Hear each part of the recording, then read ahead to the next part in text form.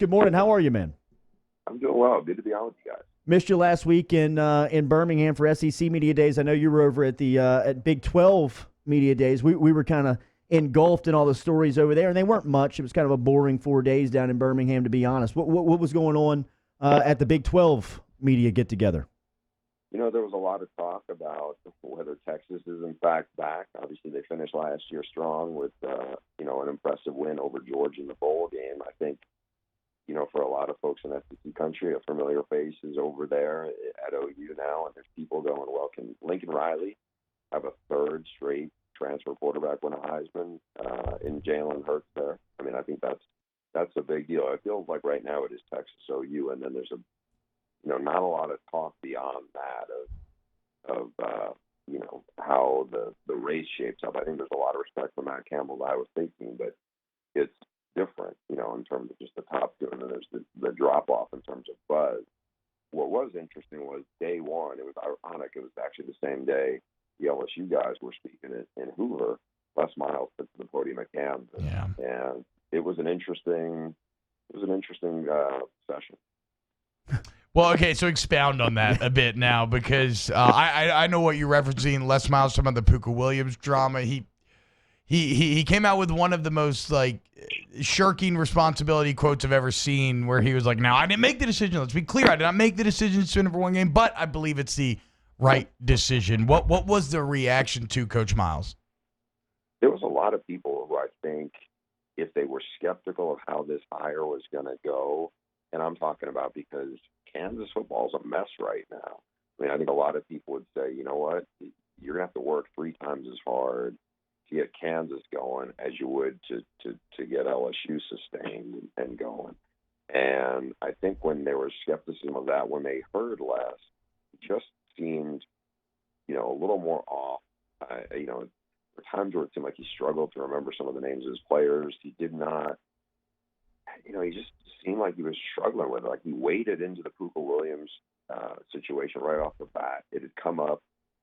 Commissioner Bob Bowlesby had been asked about it towards the end of his session, and then Les was right after him. And I think there was a lot of folks in the media who heard that and were like, "This."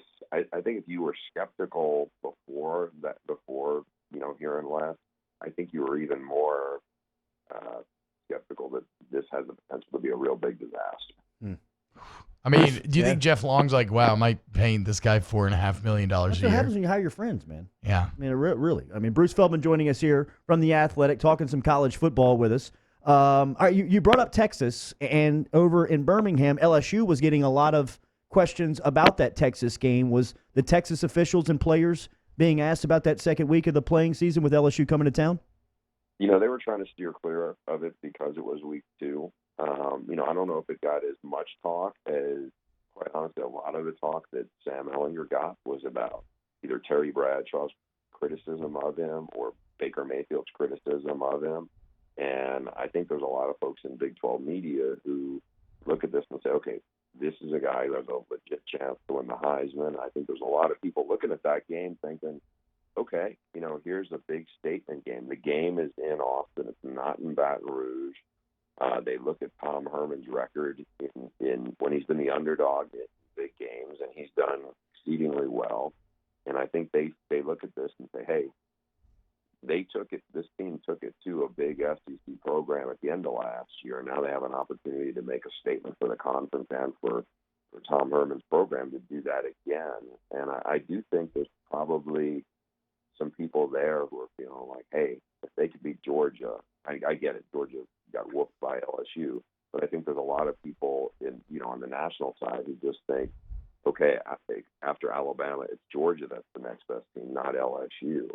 And so for the people who see LSU as a favorite in that game, I'm not sure that there's that same feeling around the University of Texas and around the Big 12. What about you, Bruce? I mean, you know the LSU program very well. Maybe you don't know Texas to the extent that you know LSU, but when you look at this matchup in Austin, kind of how do you see it here early on? I think that this will be a terrific offense for Dave Aranda's defense to match up against. But I think if this game was in Baton Rouge, I would pick LSU. One of the reasons why is Todd Orlando's defense has to replace 8 senior starters. I think if they were in a more hostile environment, I think it would affect them more. It's a home game.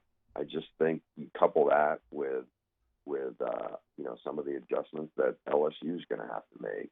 Is their offensive line going to be good enough? I think Herman, has a strong track record of getting teams up when they're in these kind of situations.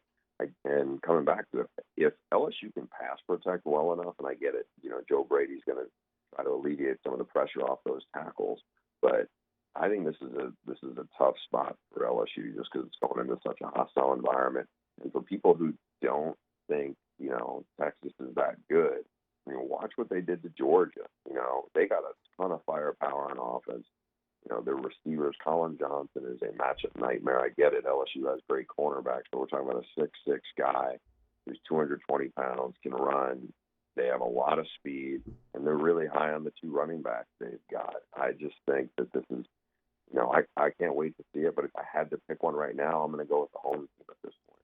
Bruce Feldman joining us here off the bench, ESPN New Orleans, Baton Rouge, and Alexandria. Another great published piece that you had over at The Athletic was titled Why Joe Brady Could Be the Biggest Signing of LSU's Offseason. It is a fantastic read, especially for Tiger fans looking for some of the backstory of Orgeron and the staff finding Brady. Highlight for me, Bruce, and I've told the part on the air a couple of times, was Carmichael and Brady's car ride back to New Orleans, which Carmichael told him, Orgeron is going to hire you after that presentation.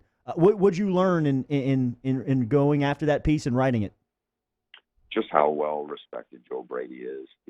I knew Orgeron, thought the world of him, when I went down there this spring and spent a couple of days there. But I think you talk to so many people who have worked with Joe Brady, and they have they're so impressed by him. Even after that story went up on The Athletic, I noticed on my Twitter feed, Trace McSorley, star quarterback at Penn State, Trace McSorley's family was retweeting the story. Wow. A couple of their NFL players and remember, Joe Brady was a GA. He wasn't Joe Moorhead at that point.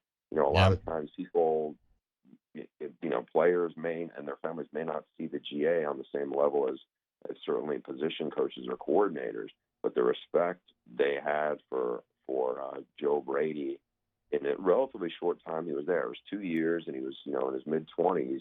I mean, it really impressed a lot of folks there. I mean, obviously it impressed, as I mentioned in the story, Joe Moorhead, but the way Pete Carmichael talked about him, even he said, I felt like I was the warm-up act for what was going on when Joe stood up there. I mean, this is a guy who's been with the Saints and had, 10 great years as an offensive coordinator, and to hear how he spoke about, Joe Brady. And the crazy thing was, as I said in the story, it's the first time he'd really ever spoken in front of a group of coaches. He's not like one of these guys, like Dave Aranda's probably done, 500 clinics in front of coaches. This guy, it was the first time, and to say he knocked it out of the park was an understatement. We're talking to Bruce Feldman of The Athletic here on Off the Bench, 1 over 500 word the 94.7 ESPN. Bruce, during SEC Media Days, a lot of the interviews that I did all surrounded that LSU offense. I feel a bit like a street preacher preaching the good word that they're finally going to have a modern offense. It's finally going to turn around. Everybody's very reticent to believe me. What's your opinion after spending so much time with this LSU football program? Yeah, I mean, after seeing it, live at practice, I'm a believer. I think what's not said enough is how much better a position the skill guys are going into 2019 than they were in 2018. I feel like there is a really deep group of big physical receivers, and I think that getting them more involved, and it will take the pressure off of the offensive line to some degree. I think where Joe Burrow is at in terms of his grasp, how he fits with this, I think those are all big steps for them. I mean, for people who look and go, okay, I've heard this before. I don't think they've had somebody like this where it fits. I think in terms of, talking to guys on the staff who were there when Matt Canada was there, I think there was a harder buy-in. It's not fair to call it a gimmicky offense, but all the motion and shifts, I think it was tough on a lot of the players there in terms of what they were getting and how all the things fit together. From this, it just seemed like, from talking to folks inside the program, whether it's Jefferson or some of the other receivers, are like, okay, we know we're getting high-level NFL concepts. This is going to be the stuff that when we go to the combine, when we go to the NFL, we're going to get asked about this stuff. We're already doing this, which is, I think, much different than the offense they had a couple of years ago. Not to say that they didn't have full buy-in among the players with the Canada system, but I just think they know, okay, this is parts of New Orleans. This is parts of what had it going at Penn State with Joe Moorhead. I think they see a real big opportunity, and I definitely think it's different than it's been there before. He's a New York Times best-selling author. You can read his work at The Athletic. He's on Twitter at Bruce Feldman, CFB. We always appreciate the time and the insight this morning, Bruce. We'll catch up soon.